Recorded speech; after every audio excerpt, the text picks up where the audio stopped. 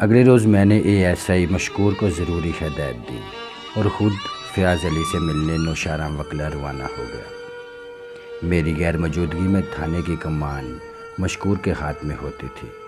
وہ تھانہ داری سے بخوبی آگاہ تھا۔ ایک بات بتاتا چلوں کہ گزشتہ روز جیدہ تھانے نہیں آیا تھا۔ فیاض علی کی طرف جاتے ہوئے میں جیدے ہی کے بارے میں سوچ رہا تھا۔ مشکور نے مجھے جیدے کی بہن کی منگنی ٹوٹنے کے حوالے سے جو کچھ بتایا تھا، اس کی روشنی میں جیدے کی ذات شک کی چادر میں لپٹی نظر آتی تھی، اور پھر کبڈی کے میدان میں ہونے والا جھگڑا بھی اہمیت کا حائل تھا۔ فیاض علی کے گھر میں سوگواری کی فضا جوں کی توں تھی۔ ہم لوگوں کا اس وقت رش نہیں تھا۔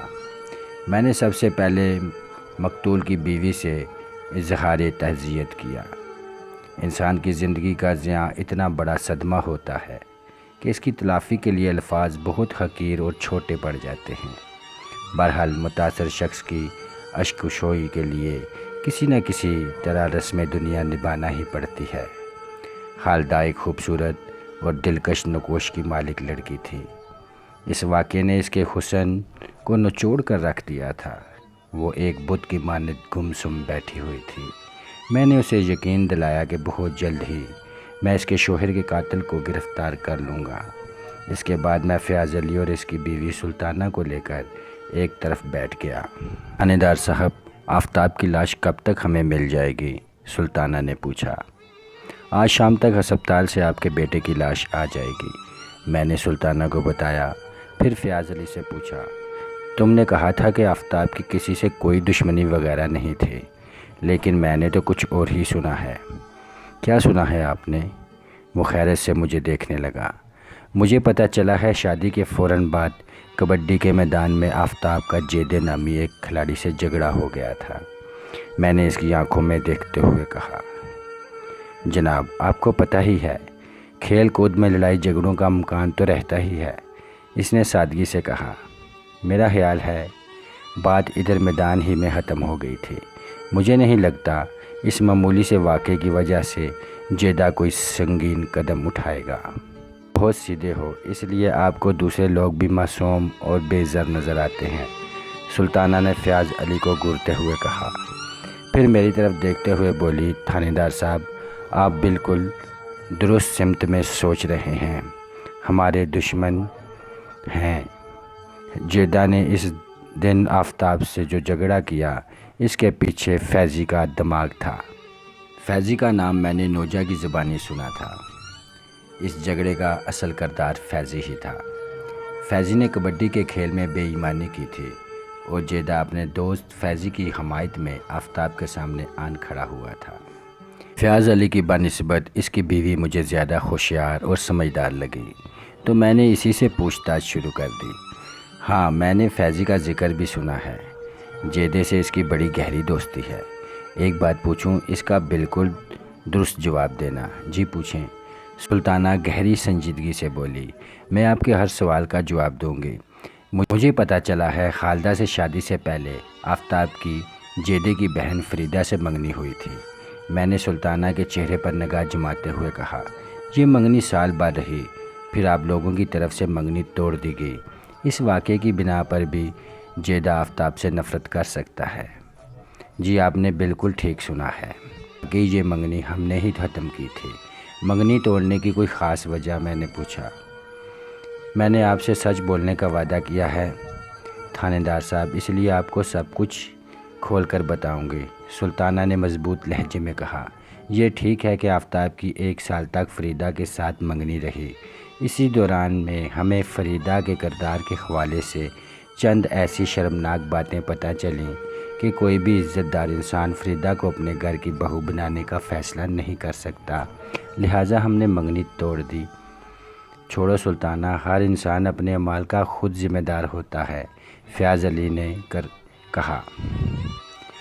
پھر مجھ سے مخاطب ہوتے ہوئے بولا، تھانے دار صاحب، منگنی توڑنے کے 6 ماہ بعد ہم نے آفتاب کی شادی خالدہ سے کی تھی۔ اگر جیدے کے دل میں آفتاب سے انتقام لینے کا خیال ہوتا تو وہ ان 6 ماہ میں کوئی نہ کوئی اوچھی حرکت ضرور کرتا۔ آپ یہ بات سمجھ سکتے ہیں کہ شاطر دشمن وقت اور موقع کا انتظار کرتے ہیں۔ سلطانہ نے اپنے شوہر سے کہا، وہ اب تو اس بدبخت جیدے کے ساتھ ایک اور خبیث بھی جڑ گیا ہے۔ کون خبیث؟ میں نے بے اختیار سوال کیا۔ میں فیضی کی بات کر رہی ہوں تھانے دار صاحب، میں نے ٹھہرے ہوئے لہجے میں کہا۔ مجھے تو فیضی پر پکا شک ہے۔ جیدے کی بہن کی تو صرف منگنی ہی ٹوٹی تھی، آفتاب کی شادی نے تو فیضی کی گردن جھکا دی تھی۔ مجھے نوجہ کی بتائی ہوئی باتیں یاد آنے لگی۔ اس نے کبڈی والے جھگڑے کی تفصیل بتاتے ہوئے جیدے اور آفتاب کے مکالمے بھی شامل کیے تھے۔ جب آفتاب نے فیضی کی بے ایمانی پر آواز اٹھائی تو جیدے نے اس کی شادی کا حوالہ دے کر کہا تھا، تمہاری شادی کیا ہوئی کہ تم نے خود کو نوشہ وکلاں کا ہیرو سمجھنا شروع کر دیا، وغیرہ وغیرہ۔ اور اب سلطانہ بھی کچھ اسی نوعیت کی بات کر رہی تھی۔ آفتاب کی شادی سے فیضی کی گردن کیسے جھک گئی تھی؟ میں نے سلطانہ سے سوال کیا۔ کبڈی کے میدان میں تو میرا بیٹا فیضی کو ہمیشہ لتاڑتا ہی تھا، وہ کھوئے کھوئے انداز میں بولی، لیکن خالدہ سے جب آفتاب کی شادی ہوئی تو یہ فیضی کے لیے ڈوب مرنے کا مقام تھا۔ آفتاب نے کبڈی کے میدان سے باہر اسے شکست فاش دی تھی۔ تھانے دار صاحب، میں سیدھا ہو کر بیٹھ گیا۔ مجھے ایک ایک بات بتائیں۔ میں آپ کو بتاتا ہوں جی، فیاض علی گہری سنجیدگی سے بولا۔ خالدہ میرے بڑے بھائی کی بیٹی ہے۔ بھائی فدا حسین گجرانوالہ شہر میں رہتا ہے، وہاں اس کا پیتل کے برتنوں کا کارخانہ ہے۔ کسی زمانے میں بھائی فدا بھی ادھر نوشہرہ وکلا میں ہی رہتا تھا، پھر اس نے ساری اراضی فروخت کر دی اور بیوی بچوں کو لے کر گجرانوالہ منتقل ہو گیا۔ وہ اب ایک طویل عرصے سے ادھر گجرانوالہ شہر میں ہے۔ پھر جا کر اس نے خوب ترقی کی اور ذمہ دار سے کارخانے دار بن گیا۔ اس کی صرف 2 اولادیں ہیں، ایک خالدہ اور خالدہ سے 3 سالہ چھوٹا ایک بھائی جس کا نام سعید ہے۔ یہ آپ تھانے دار صاحب کو فضول کہانی سنا رہے ہیں، سلطانہ نے اپنے شوہر کو ٹوکتے ہوئے کہا۔ وہ فیضی اور آفتاب والے معاملے کے بارے میں جاننا چاہتے ہیں تو پھر تم خود ہی تھانے دار صاحب کو سب کچھ بتا دیں۔ فیاض علی خفگی امیز لہجے میں بولا۔ پھر میری طرف دیکھتے ہوئے اس نے اضافہ کیا، تھانے دار صاحب میں ذرا باہر جا رہا ہوں، آپ سلطانہ سے سوال جواب کریں۔ اپنی بات کے اختتام پر وہ اٹھ کر کمرے سے باہر چلا گیا۔ سلطانہ نے کہا، لو جی، میں نے تو کوئی غلط بات نہیں کی، یہ تو خام خواہ ہی ناراض ہو رہے ہیں۔ جوان بیٹے کی موت کوئی معمولی حادثہ نہیں ہوتی سلطانہ، میں نے ٹھہرے ہوئے لہجے میں کہا۔ فیاض علی کی ذہنی حالت کو بھی اچھی طرح سمجھ سکتا ہوں۔ آفتاب صرف فیاض ہی کا بیٹا نہیں تھا تھانے دار صاحب، وہ بری ہوئی آواز میں بولی، وہ میرا بھی لخت جگر تھا۔ اس کی جدائی نے مجھے اندر سے مار دیا ہے۔ وہ نم ہوتی ہوئی آنکھوں کو دوپٹے کے پہلو سے خشک کرتے ہوئے بولی، لیکن کیا کریں، مرنے والوں کے ساتھ مرا تو نہیں جاتا نا۔ اگر ہم ہمت ہار کر بیٹھ گئے تو پھر قاتل کی گرفتاری کے سلسلے میں آپ کی مدد کون کرے گا؟ تم بڑی بہادر اور حوصلے والی عورت ہو سلطانہ، میں نے صاف گوئی کا مظاہرہ کرتے ہوئے کہا۔ مجھے بتاؤ اصل کہانی کیا ہے؟ آفتاب کے قتل کے حوالے سے تمہیں کس پر شک ہے؟ اب تک کی گفتگو سے میں نے یہ خوبی اندازہ لگا لیا تھا کہ فیاض علی کی بنسبت سلطانہ سے کوئی کام کی بات اگلوائی جا سکتی ہے۔ وہ ایک گہری سانس خارج کرتے ہوئے بولی، تھانے دار صاحب، میں نے اپنے بیٹے کا خون ہوتے نہیں دیکھا، اس لیے قسم اٹھا کر تو میں قاتل کی نشاندہی نہیں کر سکتی، لیکن میرا شک صرف اور صرف فیضی پر جاتا ہے۔ اس شک کا سبب کیا ہے؟ میں نے کہا، میں ان ٹھوس وجوہات سے آگاہی حاصل کرنا چاہتا ہوں جن کی بنیاد پر تم فیضی کو اپنے بیٹے کی موت کا ذمہ دار سمجھتی ہو۔ تھانے دار صاحب، وہ گہری نظر سے مجھے دیکھتے ہوئے بولی، اس معاملے کو سمجھنے کے لیے آپ کو 3 گھرانوں کو آپس کے رشتہ داروں سے آگاہ ہونا پڑے گا، یعنی ہمارا گھرانہ، خالدہ کا گھرانہ اور فیضی کا گھرانہ۔ ابھی تمہارے سامنے فیاض علی نے بتایا تو ہے کہ خالدہ اس کے بڑے بھائی فدا کی بیٹی ہے۔ میں نے کہا، اس طرح 2 گھرانوں کا رشتہ تو واضح ہو گیا۔ ہاں، 2 گھرانوں کے رشتہ داری آپ کے علم میں آ چکی ہے، وہ بڑی رسان سے بولی، لیکن تیسرا گھرانہ ابھی باقی ہے اور اس کے رشتہ داری بڑی ٹیڑھی ہے۔ میرا اشارہ فیضی کے گھرانے کی طرف ہے۔ ٹھیک ہے، تو مجھے فیضی کے گھرانے کے بارے میں بتاؤ، میں نے گہری سنجیدگی سے کہا۔ ٹیڑھے پن نکالنے کا کام تم مجھ پر چھوڑ دو۔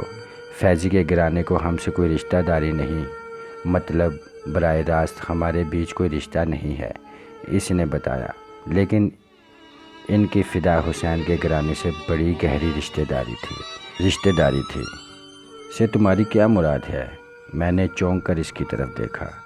مطلب یہ کہ آج کل شدید نوعیت کی ناراضگی چل رہی ہے، اس نے بتایا۔ رشتہ داری تو اپنی جگہ پر موجود ہے، مگر دلوں کی رنجشیں اس قدر بڑھ گئی ہیں کہ دونوں گھرانوں کے افراد ایک دوسرے کی شکل دیکھنے کے روادار نہیں ہیں۔ اس نفرت امیز بائیکاٹ کی کیا وجہ ہے؟ میں نے دلچسپی لیتے ہوئے سوال کیا۔ فیضی اور آفتاب کا رشتہ، وہ مینی ہیئر لہجے میں بولی۔ میں سمجھا نہیں۔ میں نے الجھن زدہ نظر سے اس کی طرف دیکھا۔ خالدہ کی ماں شاہدہ فیضی کی خالہ ہے، یعنی فیضی کی ماں زاہدہ کی چھوٹی بہن، وہ وضاحت کرتے ہوئے بولی۔ زاہدہ کی خواہش تھی کہ وہ فیضی کی شادی میں اپنی چھوٹی بہن کی بیٹی خالدہ سے کرے، لیکن دوسری جانب سے صاف انکار ہو گیا۔ اوہ، اب بات کچھ سمجھ میں آ رہی ہے، میں نے ایک گہری سانس خارج کرتے ہوئے کہا۔ ظاہر ہے یہ انکار خالدہ کے باپ نے کیا ہوگا، کیونکہ وہ خالدہ کی شادی اپنے چھوٹے بھائی کے بیٹے آفتاب سے کرنا چاہتا تھا۔ نہیں جناب، آپ بالکل بھی نہیں سمجھے، وہ نفی میں گردن ہلاتے ہوئے بولی۔ میں نے بتایا نا، ان دونوں خاندانوں کی رشتہ داری بہت ٹیڑھی ہے۔ تو پھر تم ہی بتاؤ۔ میں نے ٹٹولتے والی نظروں سے اسے دیکھا۔ اس رشتے سے کس نے انکار کیا تھا؟ شاہدہ نے، یعنی چھوٹی بہن نے بڑی بہن کو انکار کر دیا؟ جی بالکل، چٹا انکار، وہ ٹھوس لہجے میں بولی، ورنہ فدا حسین کو اس رشتے پر کوئی اعتراض نہیں تھا۔ تو اس کا مطلب یہ ہوا کہ شاہدہ کسی بات پر زیادہ سے ناراض ہو گئی، ورنہ انکار کی کوئی وجہ بظاہر دکھائی نہیں دیتی۔ آپ کی اس بات سے پورا نوشہرہ وکلا اتفاق کرے گا کہ بظاہر رشتے سے انکار کی کوئی وجہ نظر نہیں آتی تھی، کہ اس انکار سے پہلے دونوں بہنوں میں بڑے گہرے تعلقات تھے اور ان کا ایک دوسرے کے گھر میں آنا جانا بھی تھا، وہ وضاحت کرتے ہوئے بولی۔ لیکن فیضی کے رشتے سے انکار کے بعد سے زاہدہ کا دل ایسا کھٹا ہوا کہ وہ شاہدہ کا نام لینا بھی پسند نہیں کرتی۔ زاہدہ کے گھر والے شوکت علی کو تو ایسا صدمہ پہنچا کہ بیچارے کو فالج ہو گیا۔ اوہ، میں نے افسوسانہ انداز میں کہا۔ آپ لوگوں نے بتایا کہ خالدہ کا میکہ گوجرانوالہ شہر میں ہے، کیا فیضی ادھر رہتا ہے یا یہ لوگ بھی گوجرانوالہ ہی کے رہائشی ہیں؟ صرف فدا حسین اپنے بیوی بچوں کو لے کر گوجرانوالہ چلا گیا تھا، اور وہ بھی کئی سال پہلے، جب خالدہ اور شہید بہت چھوٹے تھے، سلطانہ نے بتایا۔ باقی سب لوگ ادھر نوشہرہ وکلا ہی میں رہتے ہیں، زاہدہ کا گھرانہ بھی اسی گاؤں میں آباد ہے۔ تو تمہارا یہ خیال ہے کہ فیضی کو اس بات کا بہت غصہ تھا کہ جس لڑکی کی شادی اس سے نہ ہو سکی وہ آفتاب کی بیوی بن کر نوشہرہ وکلا آ گئی؟ میں نے اصل موضوع کی طرف آتے ہوئے کہا۔ لہٰذا تمہیں شک ہے کہ آفتاب کے قتل میں فیضی کا ہاتھ ہو سکتا ہے؟ اگر میں ایسا سوچتی ہوں تو اس میں میرا کوئی قصور نہیں، تھانے دار صاحب، وہ مسکینہ لہجے میں بولی۔ آپ پورے پنڈ میں گھوم پھر کر فیضی کے بارے میں معلومات اکٹھی کر لیں، آپ کو خود ہی اندازہ ہو جائے گا کہ وہ کتنا کمینہ اور کینہ پرور ہے۔ اس بات کا مجھے کافی حد تک اندازہ ہو چکا ہے، میں نے کہا۔ بعد میں اس کے گھر جا کر معلوم کر لوں گا۔ ان لوگوں سے ملنا بہت ضروری ہو گیا ہے، آپ ضرور ملیں ان سے اور دوسرے لوگوں سے بھی، وہ ایک بوجھل سانس خارج کرتے ہوئے بولی۔ میرے کلیجے میں تو اس وقت ٹھنڈ پڑے گی جب آفتاب کا قاتل پھانسی کے پھندے پہ لٹکا ہوا نظر آئے گا۔ یہ میرا تم سے وعدہ ہے کہ میں بہت جلد تمہارے کلیجے کی ٹھنڈک کا بندوبست کروں گا، میں نے پرعزم لہجے میں کہا۔ اس سلسلے میں تمہیں مایوسی کا منہ نہیں دیکھنا پڑے گا۔ اللہ آپ کی زبان مبارک کرے تھانے دار صاحب، وہ خوفناک لہجے میں بولی۔ میں مزید چند منٹ سلطانہ کے پاس بیٹھا، پھر جانے کے لیے اٹھ کر کھڑا ہو گیا اور سرسری انداز میں پوچھا، تمہارا چھوٹا بیٹا کہاں ہے؟ ابھی تک اس سے میری ملاقات نہیں ہو سکی۔ زلفی آپ کے آنے سے پہلے تو ادھر گھر میں ہی تھا، وہ چاروں جانب نگاہ دوڑتے ہوئے بولی۔ ٹھہریں، میں باہر گلی میں دیکھتی ہوں۔ بھائی کی موت نے اسے بھی بہت متاثر کیا ہے۔ وہ اپنی بیماری کو بھول کر مارا مارا پھر رہا ہے۔ تم آرام کرو سلطانہ، میں نے جلدی سے کہا۔ زلفی سے ملنا ضروری نہیں، میں نے تو بس ایسے ہی پوچھ لیا تھا۔ مجھے اپنی تفتیش کو آگے بڑھانے کے لیے اچھا خاصا مواد مل گیا تھا۔ سلطانہ سے حاصل ہونے والی معلومات کی روشنی میں بآسانی میں قاتل تک رسائی کے راستے کا تعین کر سکتا تھا۔ میں نے 2 افراد کے ناموں پر دائرہ لگایا اور فیاض علی کے گھر سے باہر نکل آیا۔ یہ 2 نام تھے، جاوید عرف جیدہ اور فیاض عرف فیضی۔ یہ دونوں مقتول کو سخت ناپسند کرتے تھے اور ان دونوں کے پاس مقتول کو نقصان پہنچانے کا بہانہ بھی موجود تھا، اور سب سے بڑی بات یہ کہ جیدہ اور فیضی کے بیچ گہری دوستی بھی تھی۔ جب میں باہر گلی میں آیا تو مجھے فیاض علی نظر آ گیا۔ اس کے ساتھ ایک اڈیر عمر شخص اور ایک نوعمر لڑکا بھی موجود تھا۔ اڈیر عمر شخص کے چہرے پر فیاض علی کی شباہت پائی جاتی تھی۔ مجھے دیکھتے ہی فیاض علی تعارف کرانے والے انداز میں بولا، یہ فدا بھائی ہیں، آفتاب کی موت کا سن کر گجرانوالے سے آئے ہیں۔ پھر وہ نوجوان لڑکے کی جانب اشارہ کرتے ہوئے بولا، یہ سعید ہے، خالدہ کا چھوٹا بھائی۔ میں فدا حسین اور اس کی فیملی سے غائبانہ طور پر متعارف ہو چکا تھا۔ میں نے فدا حسین سے مصافحہ کیا اور آفتاب کو پیش آنے والے واقعے پر اظہار افسوس بھی کیا۔ فدا ایک دبنگ شخص تھا۔ رسمی لیک سلیک کے بعد اس نے مجھ سے کہا، تھانے دار صاحب، آفتاب مجھے بہت عزیز تھا۔ میں نے خالدہ کو اس کی نکاح میں دے کر اسے اپنا بیٹا بنایا تھا۔ اس کی موت میرے لیے ایک عظیم جذباتی نقصان ہے، اور اس نقصان کی تلافی صرف اور صرف آپ کر سکتے ہیں۔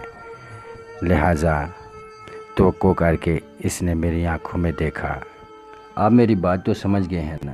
میں آپ کی بات کی تہ میں اتر گیا ہوں جناب، میں نے پورے اعتماد انداز میں کہا۔ آپ فکر ہی نہ کریں، آپ بہت جلد آفتاب کے قاتل کو قانون کے کٹہرے میں دیکھیں گے۔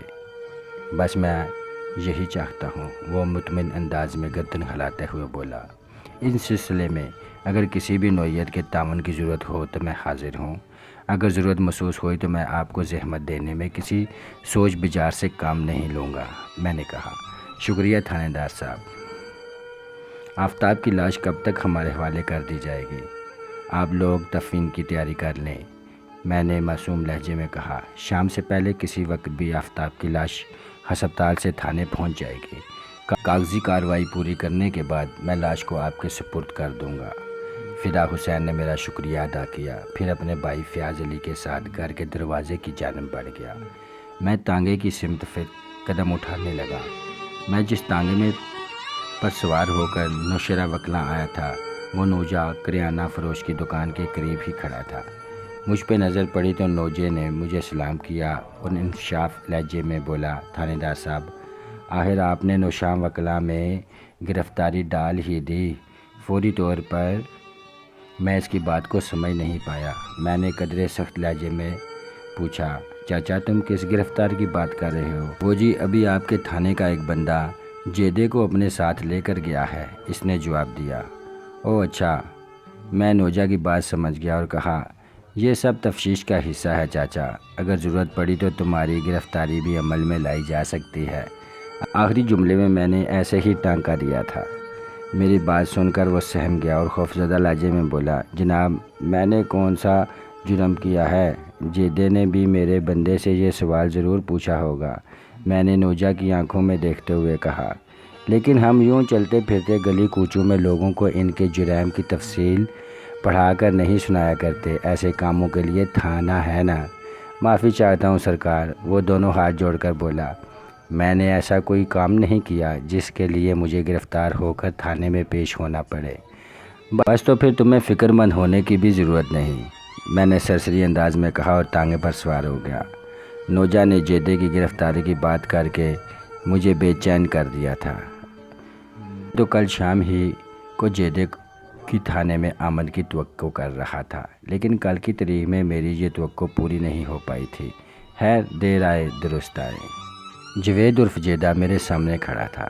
اس کے عقب میں ایک پھرتیلا کانسٹیبل موجود تھا، تاکہ میرے سوالات کے دوران میں اگر جیدہ کوئی گڑبڑ کرنے کی کوشش کرے تو وہ اسے اپنے محفوظ خط کنڈوں سے سیدھی راہ دکھا سکے۔ جیدے کی عمر لگ بھگ 25 سال رہی ہوگی۔ وہ ایک قد آور اور صحت مند نوجوان تھا، رنگت گدمی اور سر کے بال گنگریلے۔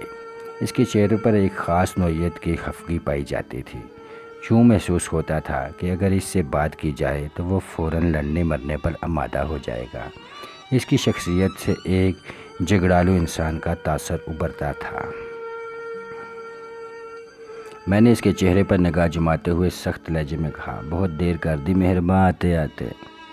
میری تو سمجھ میں نہیں آ رہا کہ مجھے پکڑ کر یہاں کیوں لایا گیا ہے۔ وہ بیزاری سے بولا، آخر میرا قصور کیا ہے؟ ہم تمہارے سوالوں کے جواب دینے کے لیے تھانہ سجا کر نہیں بیٹھے ہوئے۔ میں نے چپتے ہوئے لہجے میں کہا، تمہیں یہاں ضروری پوچھ گچھ کے لیے لایا گیا ہے۔ سوال ہم کریں گے اور جواب تم دو گے۔ اس سوال جواب میں تمہارا قصور کھل کر سامنے آ جائے گا۔ بات سمجھ میں آئی یا کسی دوسرے طریقے سے سمجھاؤں؟ جیدے کی آنکھوں میں ایک خاص قسم کی چمک پائی جاتی تھی۔ میرے جارحانہ انداز نے اسے محسوس کرا دیا کہ اکڑ پن سے کام نہیں چلے گا، لہٰذا اس نے الجھن زدہ لہجے میں پوچھا، آخر آپ مجھ سے کس قسم کی پوچھ گچھ کرنا چاہتے ہیں؟ ادھر جیدے کی بات ختم ہوئی، ادھر اس کے پیچھے کھڑے ہوئے کانسٹیبل نے نہایت کی پھرتی کے ساتھ اس کو ایک تھپڑ مارا اور ہوں ہوں لہجے میں بولا، ملک صاحب کے سامنے سوال نہیں صرف جواب، یہ تو آپ میرے ساتھ زیادتی کر رہے ہیں۔ وہ نیم احتجاجی انداز میں چلایا۔ کانسٹیبل نے ایک مرتبہ پھر بڑی پھرتی کے ساتھ سرکاری بوٹ کی ٹھوکر جمائی اور غراخٹ امیز لہجے میں کہا، ملک صاحب کے سامنے آواز نیچی۔ کانسٹیبل کے اس غیر مقدمی سلوک نے جیدے کی کسر بل کافی حد تک نکال دیے۔ میں نے تھانے دارانہ انداز میں کہا، ابھی تو میں نے تمہارے ساتھ کوئی زیادتی نہیں کی جیدے، لیکن اگر تم نے میرے سوالات کے سیدھے اور سچے جوابات نہ دیے تو پھر تمہیں زیادتی کے مفہوم سے آشنا کرنے کے لیے مجھے مجبوراً تمہیں 2-4 گھنٹوں کے لیے ڈرائنگ روم کی سیر کرانی پڑے گی۔ ہمارے ڈرائنگ روم کی صفات بڑے بڑوں کو کھایا پیا سب اگلنے پر آمادہ کر دیتی ہے۔ وہ خوفزدہ نظروں سے مجھے دیکھتے ہوئے بولا، آپ پوچھیں جی، میں آپ سے کوئی غلط بیانی نہیں کروں گا۔ تم نے آفتاب کو کیوں قتل کیا؟ میں نے سرسراتی آواز میں پوچھا۔ میں نے وہ اپنے سینے پر ہاتھ مارتے ہوئے الجھن زدہ انداز میں بولا، میں نے کسی کو قتل نہیں کیا تھانے دار صاحب، میں نے تم سے کسی کو قتل کرنے کے بارے میں نہیں پوچھا۔ میں نے بدستور اس کی آنکھوں میں جھانکتے ہوئے کہا، میں آفتاب کی بات کر رہا ہوں جناب، میں آفتاب کے قتل کے بارے میں کچھ نہیں جانتا۔ وہ منت کرنے لگا، مجھے تو خود کل رات کو اس واقعے کا پتہ چلا ہے، میں تو کل کا پورا دن ادھر نوشہرہ مقلع میں تھا ہی نہیں، اور پھر میں آفتاب کو کیوں قتل کروں گا؟ میری اس سے کیا دشمنی؟ صاحب، اس بدبخت کو تھوڑی دیر کے لیے آپ میرے حوالے کر دیں، کانسٹیبل نے مجھ سے مخاطب ہوتے ہوئے کہا۔ میری بات اس کی سمجھ میں بیٹھ نہیں رہی، یہ آپ سے سوال پر سوال کیے جا رہا ہے۔ اب اگر یہ سوال کرے تو پھر تم اسے اپنے ساتھ ڈرائنگ روم میں لے جانا، تمہیں اس کی خاطر مدارت کی کھلی اجازت ہوگی، میں نے کانسٹیبل کو فری ہینڈ دیتے ہوئے کہا۔ پھر جیدے کی جانب متوجہ ہوتے ہوئے ان الفاظ میں اضافہ کیا، تمہارے دونوں سوالوں کا جواب میں بعد میں دوں گا۔ یہ تو کل ہی مجھے پتہ چل گیا تھا کہ تم نوشہرہ وکلا میں موجود نہیں ہو، اور مجھے یہ بھی بتایا گیا تھا کہ تم شام سے پہلے واپس آ جاؤ گے، مگر تم نہیں آئے۔ آخر تم اس دوران میں تھے کہاں اور کیا کرتے پھر رہے تھے؟ جناب، مجھے پروگرام کے مطابق شام سے پہلے واپس آنا تھا، بس پھر دیر ہو گئی اور میں رات کو کافی دیر سے گھر پہنچا ہوں، اور صبح ہوتے ہی آپ کا بندہ پکڑ کر مجھے تھانے لے آیا۔ وہ فرما برداری لہجے میں بولا، میرے بندے نے جو کچھ بھی کیا اس میں میری مرضی شامل تھی۔ میں نے شارپ انداز میں کہا، مجھے بتاؤ تم گئے کہاں تھے؟ اگرچہ جیدے کے گھر والوں سے یہ معلومات مجھ تک پہنچ چکی تھی کہ وہ کسی کام سے غلہ منڈی گیا ہوا تھا، لیکن میں تفتیشی تقاضے پورے کرتے ہوئے یہ سب اس کی زبان سے سننا چاہتا تھا۔ جیدے نے میرے سوال کے جواب میں بتایا، میں غلہ منڈی گیا ہوا تھا جی۔ کون سی غلہ منڈی؟ میں نے پوچھا۔ پرانی یا نئی؟ پرانی غلہ منڈی جناب۔ وہاں کس کام سے گئے ہوئے تھے تم؟ میں نے سوال کیا۔ سبزیوں کے بیج لانا تھے، اس نے بتایا، اس کے علاوہ گندم وغیرہ کی مارکیٹ بھی چیک کرنی تھی۔ آج کل گندم کا سیزن چل رہا ہے، کاشتکاری کو ہر چیز کی خبر رکھنا پڑتی ہے۔ جناب، تم کل صبح کتنے بجے گھر سے روانہ ہوئے تھے؟ میں نے سوالات کے سلسلے کو دراز کرتے ہوئے پوچھا۔ لگ بھگ 7 بجے میں گھر سے نکلا تھا، اس نے بتایا۔ میرے اندازے کے مطابق آفتاب کی موت صبح 5 اور 6 بجے کے درمیان ہوئی تھی، اور اس کی لاش کو 8 بجے فیاض علی نے ڈیرے کے ایک کمرے میں دفنات کیا تھا۔ اس کا مطلب یہ ہوا کہ جب جیدہ اپنے گھر سے روانہ ہوا تو اس سے پہلے آفتاب کا قتل ہو چکا تھا، اور جب آفتاب کی موت کی خبر منزل عام پر آئی تو تب تک جیدہ گاؤں سے جا چکا تھا۔ جیدہ کسی بھی صورت آفتاب کے قتل میں ملوث نظر نہیں آتا تھا، لیکن یہ تو جیدہ کا بیان تھا کہ گزشتہ روز وہ صبح 7 بجے گھر سے نکلا تھا، اور میں آنکھیں بند کر کے اس کے بیان پر یقین نہیں کر سکتا تھا۔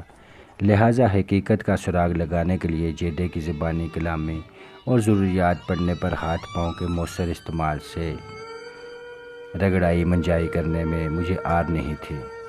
جب تم گھر سے روانہ ہوئے تو تمہیں پتہ نہیں تھا کہ آفتاب کو کسی نے بے دردی سے قتل کر دیا ہے؟ میں نے اس کے چہرے کے تاثرات کا جائزہ لیتے ہوئے کہا۔ تمہیں گزشتہ رات اس واقعے کی خبر ہوئی تھی، ایسا ہی ہے نا؟ جی ہے۔ تم نے پرانی غلہ منڈی کی کس دکان سے سبزیوں کے بیج وغیرہ خریدے تھے؟ میں نے مقتول انداز میں پوچھا۔ چودھری نوازش علی اینڈ سن سے، اس نے جواب دیا۔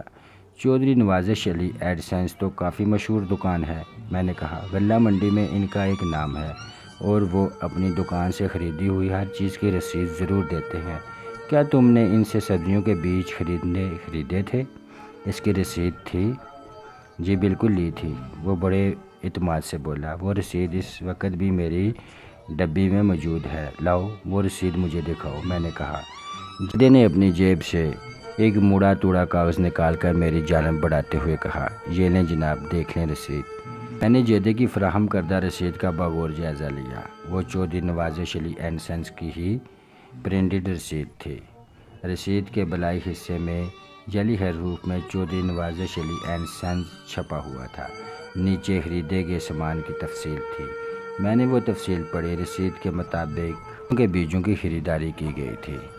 میرے لیے اس رسید میں سب سے زیادہ اہمیت کا حامل وہ تاریخ تھی جس پر روز خریداری کی گئی تھی۔ رسید پر گزشتہ روز کی تاریخ درج بھی تھی، یعنی رواں مہینے کی 18 تاریخ۔ یہ کیش مینول اس امر کا بین الثبوت تھا کہ گزشتہ روز یعنی 18 تاریخ کو جیدہ نے چودھری نوازش علی اینڈ سنس سے مختلف سبزیوں کے بیج خریدے تھے۔ اس رسید کی روح سے جیدہ کی جانب واردات سے عدم موجودگی ثابت ہوتی تھی، مگر میرا شک ابھی تک دور نہیں ہوا تھا۔ میری تسلی اس وقت ہوتی جب میں اس رسید کی تصدیق کر لیتا۔ میں نے مرکوزہ رسید کو اپنی میز کے دراز میں ڈالا اور جیدہ کی جانب متوجہ ہوتے ہوئے کہا، تو تمہارا یہ دعویٰ ہے کہ تم نے آفتاب کو قتل نہیں کیا، اور نہ ہی اس واقعے سے تمہارا دور دور تک کا کوئی واسطہ ہے؟ جی، میں نے یہی کہا ہے۔ اپنے اس بیان پر کھڑا ہوں۔ تمہارے خیال میں آفتاب کو کس نے قتل کیا ہے؟ میں نے ایک دوسرے زاویے سے سوال کیا۔ مجھے کیا پتہ جی، وہ بڑے اعتماد سے بولا۔ آفتاب کے قاتل کو ڈھونڈنا تو آپ کا کام ہے۔ ٹھیک کہا تم نے، میں نے کہا، اس کے چہرے کے تاثرات کا جائزہ لیتے ہوئے کہا۔ یہ میرا ہی کام ہے، اور میں اپنے کام میں مصروف ہوں، لیکن اس کام میں ایک رکاوٹ پیدا ہو گئی ہے۔ کیسی رکاوٹ تھانے دار صاحب؟ اس نے چونک کر میری طرف دیکھا۔ اس رکاوٹ کا نام ہے جاوید عرف جیدہ۔ آپ کیا کہہ رہے ہیں تھانے دار صاحب؟ وہ خیرے سے آنکھیں پھیلاتے ہوئے بولا۔ میں بھلا آپ کے راستے کی رکاوٹ کیسے بن سکتا ہوں؟ وہ اس طرح کہ میں اپنی تفتیش کے گھوڑے کو جس بھی سمت دوڑاتا ہوں، سامنے تم ہی کھڑے دکھائی دیتے ہو۔ میں نے اس کی آنکھوں میں دیکھتے ہوئے کہا، کیا یہ سچ ہے کہ خالدہ سے شادی سے پہلے آفتاب کی تمہاری بہن فریدہ کے ساتھ منگنی ہوئی تھی؟ جی، یہ بالکل درست ہے، وہ تابعہ داری انداز میں گردن ہلاتے ہوئے بولا۔ 1 سال تک یہ منگنی برقرار رہی، پھر ٹوٹ گئی۔ اپنے جملے کے آخری الفاظ ادا کرتے ہوئے اس کے چہرے پر تلخی کے تاثرات ابھر آئے تھے۔ میں نے پوچھا، یہ منگنی کیسے ٹوٹ گئی؟ آفتاب کے گھر والوں نے منگنی توڑ دی تھی، اس نے بتایا۔ منگنی ٹوٹنے کا اسباب کوئی بھی رہا ہو، میں اس بحث میں نہیں جاؤں گا، میں نے گہری سنجیدگی سے کہا۔ لیکن یہ بات تو تم مانو گے نا کہ اس منگنی کے ٹوٹنے سے تمہیں دلی صدمہ پہنچا تھا؟ ظاہر سی بات ہے جناب، وہ ٹھہرے ہوئے لہجے میں بولا۔ فریدہ میری اکلوتی چھوٹی بہن ہے۔ اگر کسی لڑکی کی منگنی ٹوٹ جائے تو اس کی ذات پر ایک طرح کا دبا سا لگ جاتا ہے۔ بعض لوگ اسے منحوس بھی سمجھنے لگتے ہیں۔ اس کا رشتہ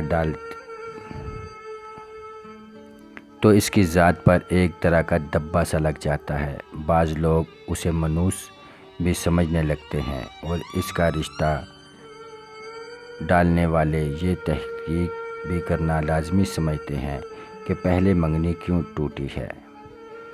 لمحاتی توقع کر کے اس نے ایک بوجھل سانس خارج کی، پھر افسردہ لہجے میں کہا، آپ بالکل ٹھیک کہہ رہی ہیں جناب، فریدہ کی منگنی ٹوٹنے کا مجھے بہت دکھ ہوا تھا۔ اس واقعے کو لگ بھگ 1 سال ہونے کو آیا ہے، لیکن ابھی تک ہم راہ دیکھ رہے ہیں کہ اس کا کوئی رشتہ آئے۔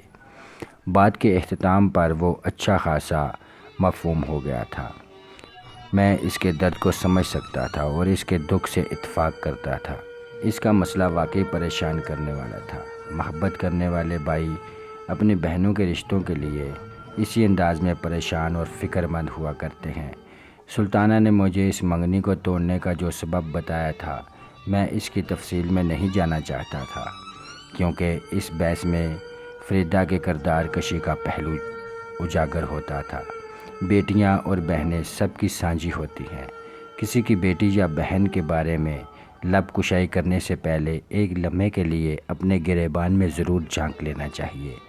کسی سیانے کا بڑا خوبصورت اور معنی افیز قول ہے، باحیا کو حیا مارتی ہے اور بے حیا زہر سے بھی نہیں مرتے۔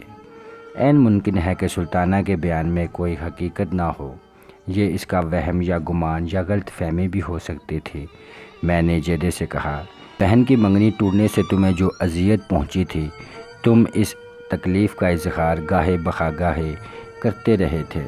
جی ایسا ہی ہے، اس نے تابع داری انداز میں کہا۔ تم اپنی تکلیف کے اظہار کے لیے آفتاب کے خلاف بھی باتیں کرتے رہتے ہو۔ میں نے غیر محسوس انداز میں جیدے کو ایک خاص مقام کی طرف دھکیلنے کی کوشش کرتے ہوئے کہا، تمہاری باتوں سے آفتاب کے لیے نفرت جھلکتی ہے۔ میں غلط تو نہیں کہہ رہا تھانے دار صاحب، آفتاب اور اس کے گھر والوں نے میری بہن کے ساتھ جو سلوک کیا، اس کے بعد میں ان لوگوں کو پھولوں کے ہار تو پہنا نہیں سکتا۔ وہ کڑواہٹ بڑے لہجے میں بولا، ہاں آپ ٹھیک کہتے ہیں، میں آفتاب اور اس کے گھر والوں سے شدید نفرت کرتا ہوں، اور تمہاری یہ نفرت حق دوستی کے انجام دہی کے سبب 2 آتش ہو چکی ہے۔ میں نے طنزیہ انداز میں کہا، حق دوستی؟ اس نے الجھن زدہ نظر سے مجھے دیکھا۔ آپ کی بات میری سمجھ میں نہیں آئی تھانے دار صاحب۔ فیضی سے تمہاری دوستی ہے؟ میں نے سوالیہ نظر سے اس کی طرف دیکھا۔ جی فیضی میرا جگری یار ہے، وہ جلدی سے بولا۔ اگر جگری یار پریشان ہو تو تمہارے جگر میں بھی درد ہوتا ہوگا نا، یا نہیں ہوگا جی؟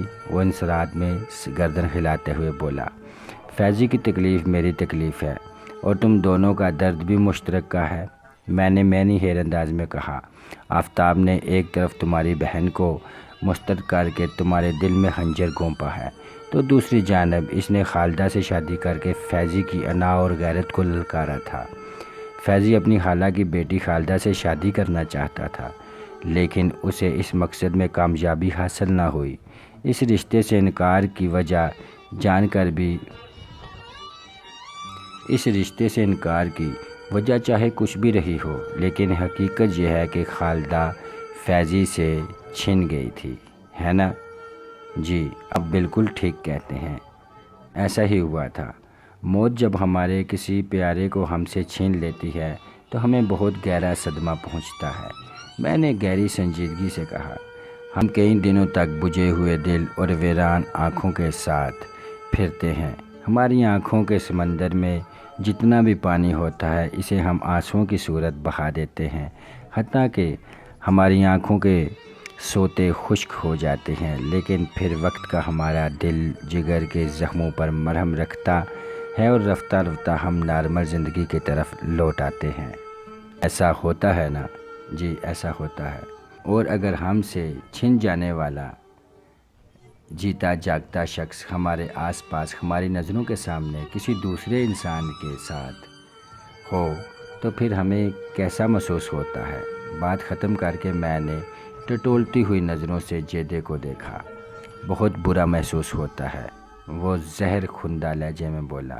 دل چاہتا ہے ہماری پسندیدہ ہستی کو چھیننے والے کی ایسی کی تیسی کر دیں، اس کا وہ حشر نشر کریں کہ آئندہ کسی کو ایسی چھینا چھپٹی کی جرأت نہ ہو۔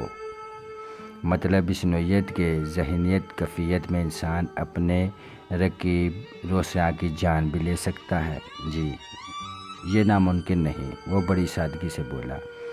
تمہارا اپنے دوست کے بارے میں کیا خیال ہے؟ کون دوست جناب؟ وہ بے ساختہ بولا۔ فوری طور پر میری بات جیدے کی سمجھ میں نہیں آئی تھی۔ میں نے وضاحت کرتے ہوئے کہا، میں فیضی کی بات کر رہا ہوں۔ آفتاب کی شادی ایک ایسی لڑکی سے ہوئی تھی جس سے فیضی شادی کا خواہش مند تھا۔ اپنی پسندیدہ چیز چھل جانے کے غم میں وہ انتقاماً آفتاب کی جان بھی تو لے سکتا تھا۔ آپ یہ کہنا چاہتے ہیں کہ آفتاب کو فیضی نے قتل کیا ہے؟ وہ بے یقینی سے مجھے دیکھتے ہوئے بولا۔ ایسا سوچنے میں مجھے تو کوئی برائی محسوس نہیں ہو رہی، میں نے صاف گوئی کا مظاہرہ کرتے ہوئے کہا۔ تم کیا کہتے ہو؟ میں کیا کہوں جناب؟ وہ فکر مندی سے بولا۔ آپ نے تو مجھے الجھا کر رکھ دیا ہے۔ سردست نوشانہ وکلا میں صرف 2 افراد ایسے ہیں جن کے دل اور دماغ میں مقتول کے لیے نفرت ہی نفرت بھری ہوئی ہے۔ ان میں سے کوئی بھی آفتاب کو موت کے گھاٹ اتار سکتا ہے۔ میں نے اس کی آنکھوں میں بہت دور تک جھانکنے کے بعد سنسناتے ہوئے لہجے میں کہا، ایک کا نام ہے جاوید عرف جیدہ اور دوسرے کا نام ہے فیاض عرف فیضی، اور اتفاق سے یہ دونوں افراد آپس میں گہرے دوست بھی ہیں۔ میرے محتاط تجربے کے مطابق ان دونوں ہی میں سے کسی نے آفتاب کو بے دردی سے قتل کیا ہے۔ میں نے آفتاب کو قتل نہیں کیا، وہ احتجاجی انداز میں بولا۔ آپ مجھ سے بڑی سے بڑی قسم لے لیں، آفتاب کے قتل کے معاملے سے میرا کوئی واسطہ نہیں بیٹا جی۔ پولیس ڈومینیٹری میں قسمیں کھانے سے معاملات حل نہیں ہوا کرتے، میں نے 2 ٹوک انداز میں کہا۔ ہمارا تفتیش اور تحقیق کا اپنا ایک طریقہ کار ہے اور میری ریسرچ یہ بتاتی ہے اگر آفتاب کو تم نے قتل نہیں کیا تو پھر اس کا قاتل فیضی کے سوا اور کوئی ہو نہیں سکتا۔ میں یہ مانتا ہوں کہ میرے اور فیضی کے دل میں آفتاب کے لیے بہت زہر بھرا ہوا ہے، وہ راست گوئی کا مظاہرہ کرتے ہوئے گہری سنجیدگی سے بولا۔ لیکن میں خدا کو حاضر ناظر جان کر آپ کو بتا رہا ہوں کہ میں نے آفتاب کی جان نہیں لی۔ باقی جہاں تک فیضی کا تعلق ہے تو اس کے حوالے سے بھی میرے پاس معلومات نہیں ہے۔ میں صرف اپنی ذات کی قسم کھا سکتا ہوں، کسی دوسرے کی نہیں۔ آپ فیضی کو بلا کر پوچھ تاچھ کر لیں، پھر آپ کی تسلی ہو جائے گی۔ برخوردار، میں اپنی تسلی کے لیے محض پوچھ تاچھ تک ہی محدود نہیں رہتا، میں نے قدرے دھیمے مگر سنسنی خیز لہجے میں کہا۔ تم تصور نہیں کر سکتے کہ اس سلسلے میں کہاں تک جا سکتا ہوں۔ لمحاتی توقع کر کے میں نے ایک گہری سانس خارج کی، پھر اس کے آنکھوں میں دیکھتے ہوئے کہا، تمہارے لیے میرا ایک مشورہ ہے۔ وہ ہمہ گوش ہوتے ہوئے بولا، جی بتائیں۔ تمہاری ذات بھی شک کے دائرے سے باہر نہیں نکلتی۔ میں نے تیز نظروں سے اسے گھورا۔ تم نے مجھے جتنی بھی کہانیاں سنائی ہیں میں ان پر آنکھیں بند کر کے یقین نہیں کروں گا۔ جہاں جہاں بھی تصدیق کی ضرورت محسوس ہوگی میں اس کام میں ذرا سی غفلت یا کوتاہی نہیں برتوں گا۔ لہٰذا میں نے لمحاتی توقع کر کے اس کے چہرے کے تاثرات کا جائزہ لیا، پھر اپنی بات مکمل کرتے ہوئے کہا، تمہارے لیے یہی بہتر ہے کہ جب تک اس کیس کی تفتیش مکمل نہیں ہو جاتی تم نوشہرہ وکلا سے باہر قدم نہیں نکالو گے۔ اگر تمہارا گاؤں سے باہر جانا بہت ضروری ہوا تو پھر تم اس مقصد کے لیے پیشگی تھانے میں اطلاع دو گے۔ جو حکم تھانے دار صاحب، وہ فرما برداری سے بولا۔ میں نے کہا، اور میں جب بھی تمہیں تھانے میں طلب کروں تم فوراً یہاں پہنچ جاؤ۔